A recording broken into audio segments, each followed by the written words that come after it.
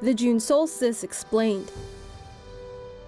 The 2018 summer solstice will soon be upon us, marking the beginning of different seasons depending on where you live. Here's how it works. The Earth rotates on a tilted axis while orbiting the Sun, which means different parts of the planet are pointed at or away from the Sun depending on the time of year. During the solstice on June 21, the North Pole is tilted toward the Sun, allowing it to shine at a 90-degree angle on the Tropic of Cancer. Anyone standing right on the Tropic of Cancer at noon on solstice day will see the Sun directly overhead and find themselves casting a very minimal shadow. Since the northern hemisphere faces the Sun, it will experience the longest day and the start of summer. For the southern hemisphere, which tilts away from the Sun, it is the shortest day and the start of winter. The opposite happens during the sunburst winter solstice. The northern hemisphere, now tilted away, is experiencing winter, while the Sun facing south ushers in summer. So long story short, it's all in the tilt.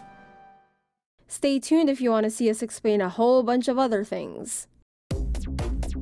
Man, that's gotta hurt. A California man's post-gym downtime turned horrifying fast after his leg began spasming intensely.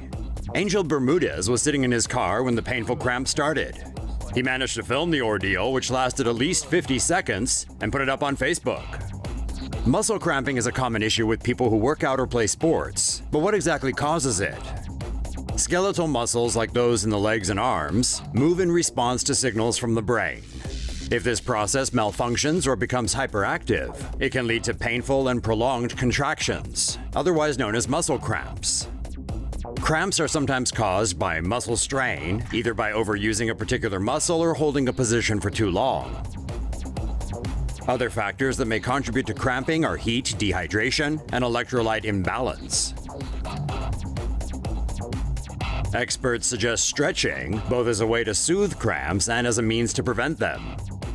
Individuals are also advised to keep hydrated and replenish their electrolytes when doing any strenuous activity. The four main types of volcanoes. A volcano is an opening in the Earth's surface where molten rock can escape. The Earth's crust is made up of tectonic plates that shift and move. Volcanoes are often located at the fault lines between these plates. Cinder cone volcanoes occur when lava is ejected from a volcanic vent. Lava is shot into the air and pieces accumulate around the vent. This creates a circular or oval-shaped cone with a bowl-shaped crater at the top. Composite volcanoes contain a conduit system that channels magma to the surface. These volcanoes can have clusters of vents along the sides of the mountain where lava flows out. Shield volcanoes are large, broad volcanoes where lava pours out in thin layers, allowing it to travel farther down the shallow slopes. They build up slowly, with hundreds of eruptions creating many layers. Lava domes are created when small masses of thick lava can't flow far from the source, so domes pile up around the vent. The dome grows by expansion of lava from within, and the mountain forms from material spilling off the sides of the dome.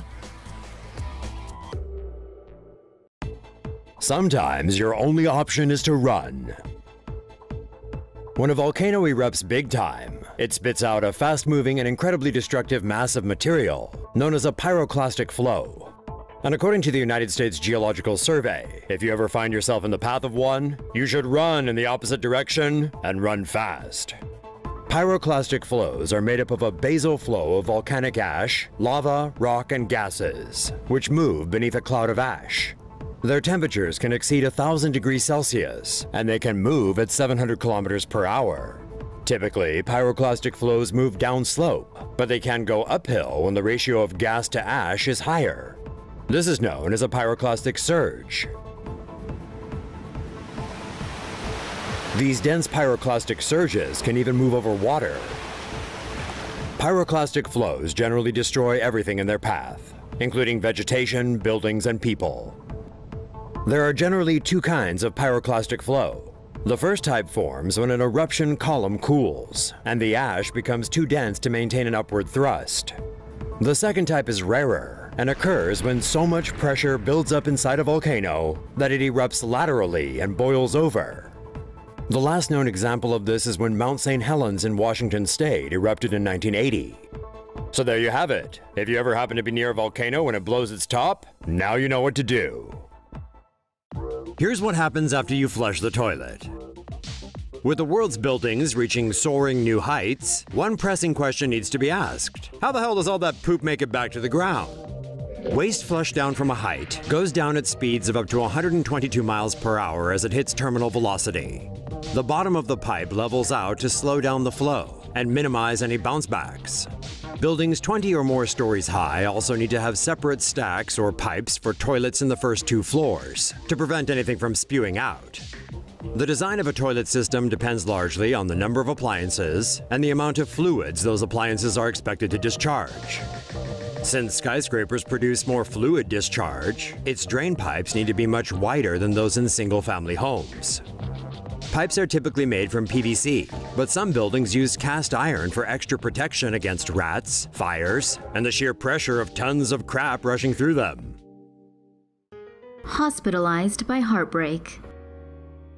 Tragedy really can break your heart.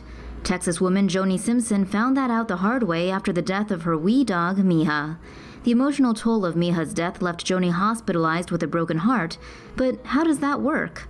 Also known as Takotsubo cardiomyopathy, broken heart syndrome sees severe weakening of the heart's left ventricle after a stressful event. This pot-like shape is where the condition's name comes from. A takotsubo is a Japanese pot used to trap octopuses. Experts believe the sheer amount of adrenaline and hormones triggered by the stressful event may temporarily stupefy the heart. Symptoms involve a shortness of breath and chest pain. Several tests are required to identify the condition, as electrocardiogram readings of it are usually identical to a heart attack. Most doctors prescribe heart failure drugs to help. The condition affects vastly more women than men, and around 1 in 5 of those suffering the condition die from it. Joni, the woman we mentioned at the beginning, eventually recovered from her heartbreak after a year of treatment. What is a storm surge? As Hurricane Irma makes its way up Florida, residents near the coast not only have to worry about wind and rain, but also storm surges. A storm surge is an enormous mound of water that accumulates and is pushed ashore by hurricane winds. About 1,000 miles of coastline from Tampa Bay to parts of South Carolina could experience a storm surge.